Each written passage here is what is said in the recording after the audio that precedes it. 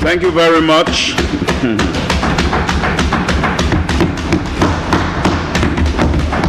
Thank you, Mr. Speaker.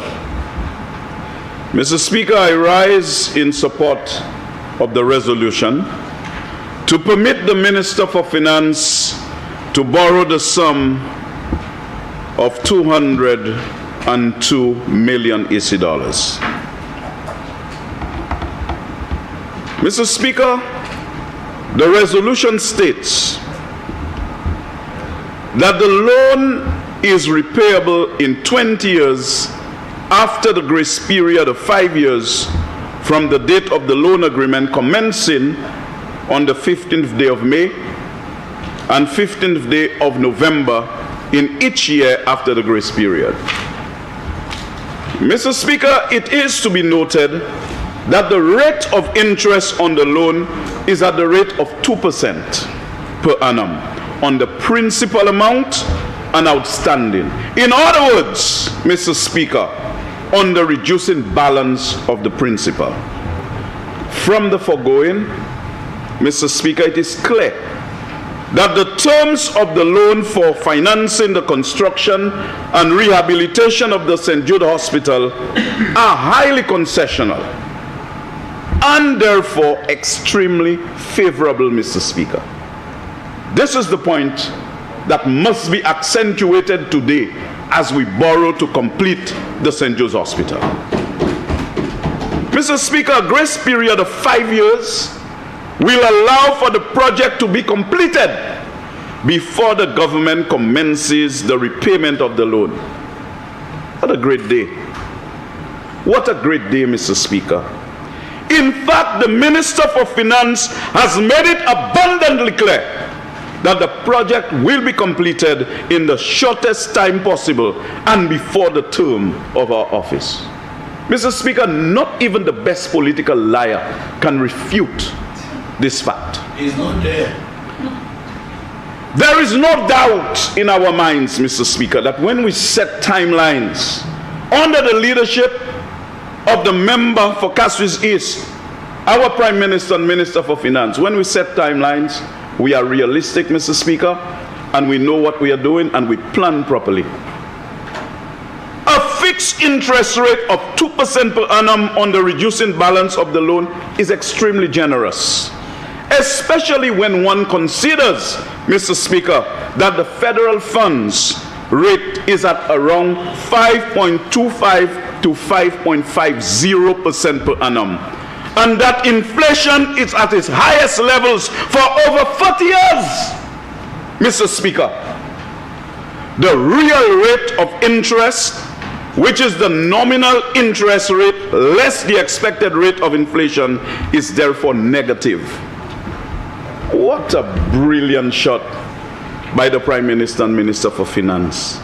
Mr. Speaker, it is a fixed interest rate over the life of the loan, thus providing us with predictability and certainty in terms of the loan repayments, as opposed to a variable rate depending on how interest rates internationally change, or what we previously knew as London Interbank Offer Rate, what we call the LIBOR rate, Mr. Speaker, or what is now called the Secured Overnight Finance Rate, which has the acronym SOFR. Mr. Speaker, this resolution brings me personally much joy, as we now have secured adequate finance for completing the St. Jude's Hospital reconstruction project. Honorable members will recall that the St. Lucia Labour Party government during its term of office between 2011 and 2016 continued the project which was started by the United Workers' Party government following the St. Jude's fire in 2009.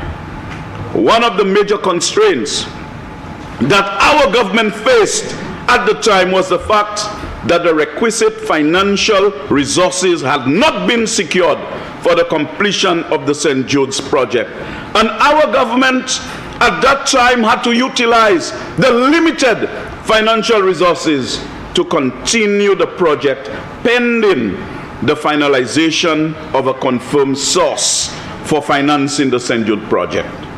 The Prime Minister and Minister for Finance at the time, the member for Beaufort South, worked assiduously towards ensuring that we kept the reconstruction of St. Jude's going throughout his term. And I will come to that momentarily, Mr. Speaker.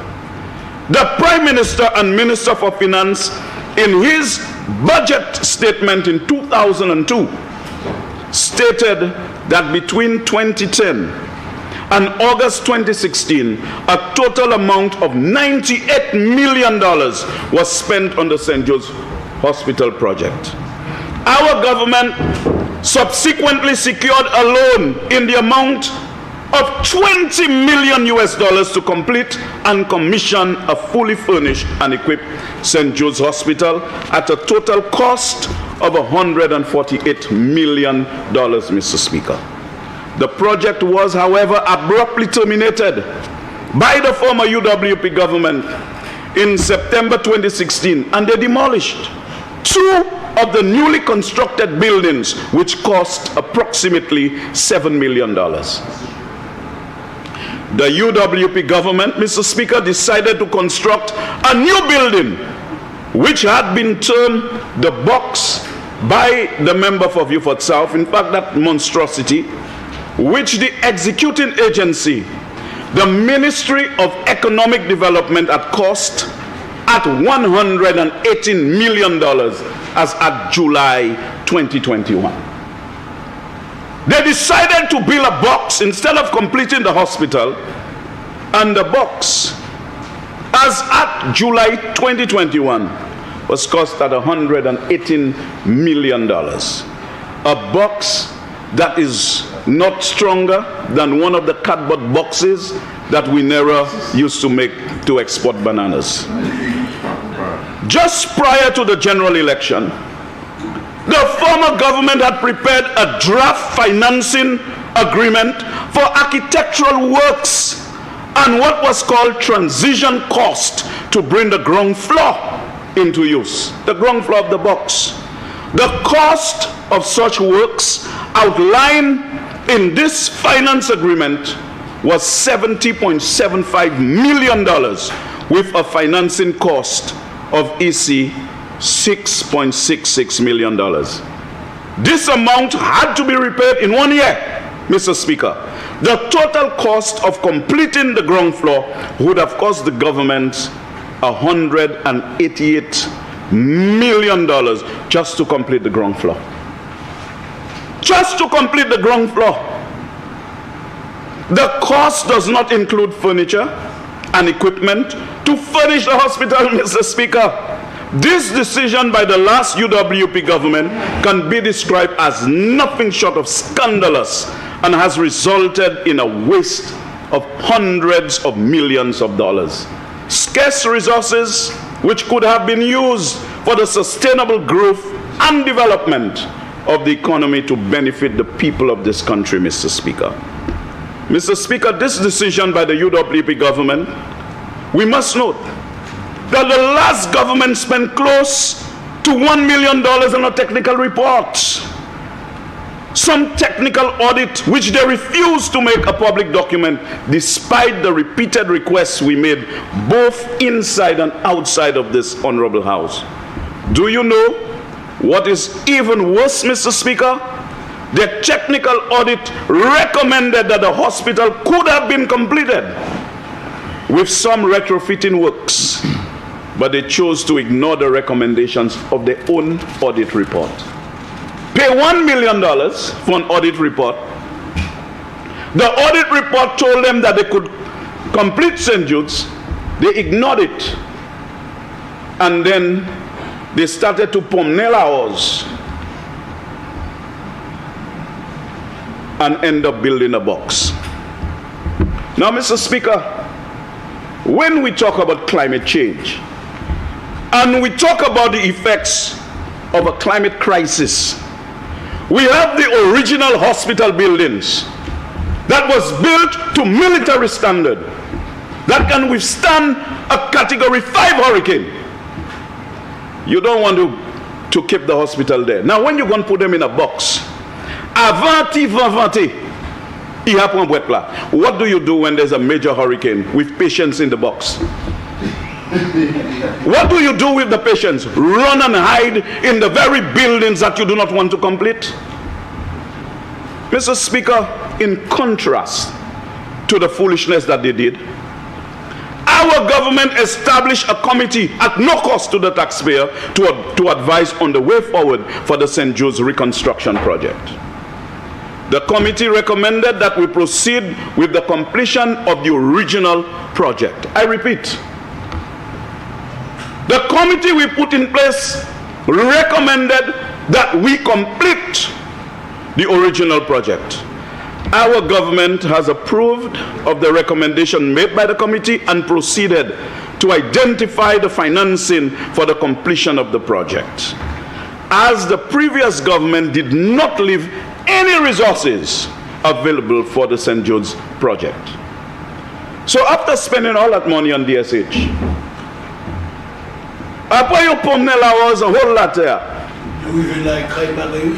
And they did foolishness with the fiscal space that we gave them, Mr. Speaker, to impact the lives of the people positively. But they spent $13.6 million to build some road for DSH.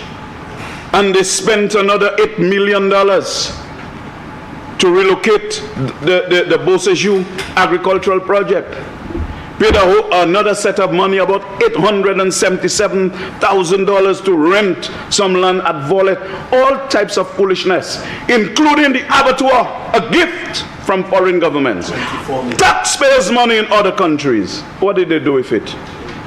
They say they have to demolish it because DSH suggests that pigs can be too close to their horses and all types of things. And of course, if the abattoir was in operation, Mr. Speaker, it would have created an improved framework for people to gain financial resources so that they can make an effective demand for goods and services in this country. Can you imagine the number of cattle, heads of cattle would need, sheep, goats, pigs, to keep the abattoir functioning? Everybody in this country could have been involved in producing and providing the abattoir with the necessary raw materials to ensure that it continued to operate efficiently, thereby giving teachers, public servants, unemployed, everybody an opportunity to make monies by producing for the abattoir. But no, hossy diggidick, hossy diggidick, hossy diggidick. That's all they were interested in. You know? For the entire 5 years, the Prime Minister and all his ministers just on a false horse. You know? Hossy diggidick, hossy diggidick. While, you know, in all kinds of sophisticated aircraft, cheval can't wait Asia. Track lights abandon is like a white elephant, Mr. Speaker. Mr. Speaker, in fact, they left a debt.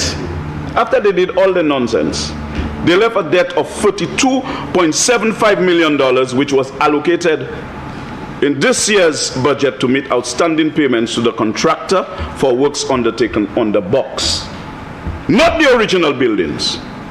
In our manifesto, Mr. Speaker, we promise that St. Jude will be reopened in the shortest possible time, as we understand that this hospital serves people from Dennery right down to Soufrière, Mr. Speaker, and of course, the wider St. Lucian public.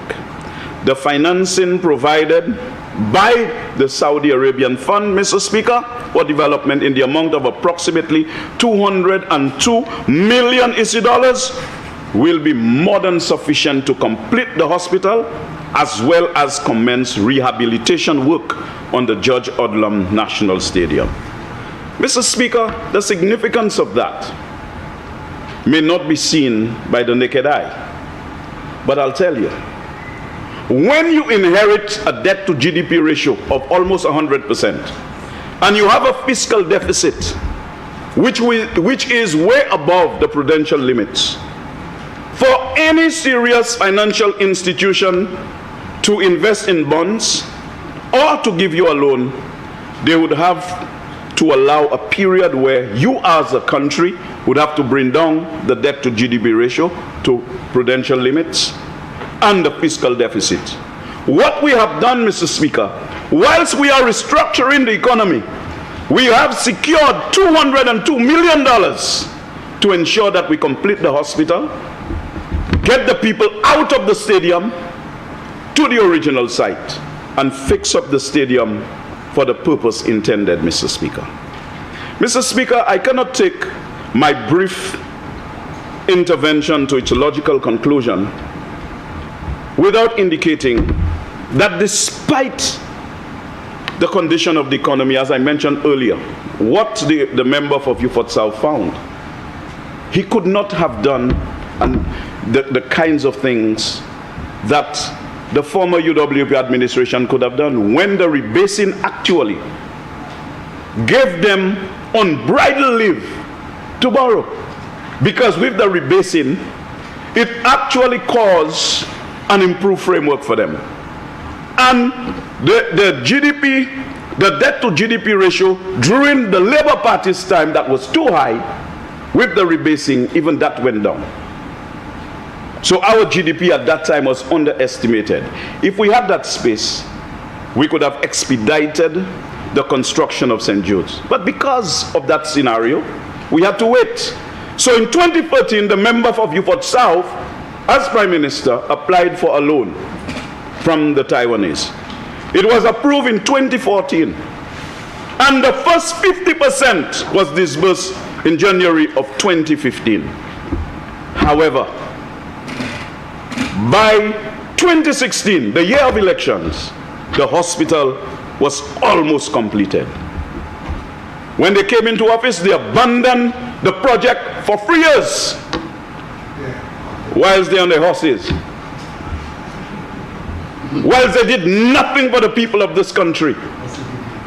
And in the entire OCS, the former government borrowed about 40% of the total borrowings in the OCS.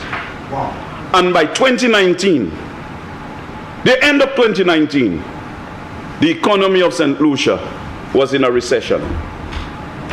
The economy of this country was in a recession whilst the world economy was booming. Now, Mr. Speaker, when you borrow and you invest in the people, you invest in the country, there is no way you can have a contraction in the economy at the end of 2019. As a matter of fact, given the level of borrowing, we should probably have grown much more than any economy in the OCS. So when COVID came, because of the underlying condition of bad economic management, we could not have responded as we should have with fiscal policy to the pandemic. The economy contracted by 24.4%, among the highest contractions in the world. And then the member for Miku South comes into this house, casually walk there. He comes there when he's on vacation in St. Lucia, you know, and say, nobody fought for 13 years that the hospital would not have been finished. The hospital is not finished today because they abandoned the project for 3 years in the first instance and decided to build a box. That's true. Had they completed the hospital during the time that they had the fiscal space, we would not be there debating St. Jude's Hospital reconstruction project. We would not have been there talking about the stadium. We would have been getting those monies to do something else in the economy. Something else. Maybe pumping more money in the youth economy, producing more resources so that small business can enjoy. And talking about small business, during COVID, the IMF, the World Bank, the CDB, the Republic of China and Taiwan collectively gave us in the vicinity of $300 million for income support. They took $7 million as if they bought 2 pounds of rice and just, you know, spread it in a yard, let the chickens eat it, and took the majority of the monies to do what they wanted to do in their election projects whilst the people suffer. And during COVID, even those who mobilized for them in 2016 were gasping for air and sucking salt. And so, Mr. Speaker, today is a great day for us. That to those, without any fuss or fanfare, the Prime Minister and Minister for Finance has come to this House to ensure that we approve the borrowing so that it can expedite the completion of St. Jude's Hospital. And I want to tell the people of this country and the people of the world, the only way that this hospital shall not be finished within our term is if the world ends before our term comes to an end. And so, Mr. Speaker, I just wanted to deal with the financing. Majan Roro, mo parle tout douce. And therefore, I will take my brief intervention to its logical conclusion by offering my full support to the resolution presented by the Prime Minister to borrow from the Saudi Fund for Development to allow the government to complete the St. Jude Hospital. May God continue to bless the Prime Minister of St. Lucia, the Honorable Philip Joseph Pierre, as we continue to return this country to normalcy, grow the economy for us to deliver more to the people of this country in keeping with our theme, putting people first. Mr. Speaker, I yield the floor.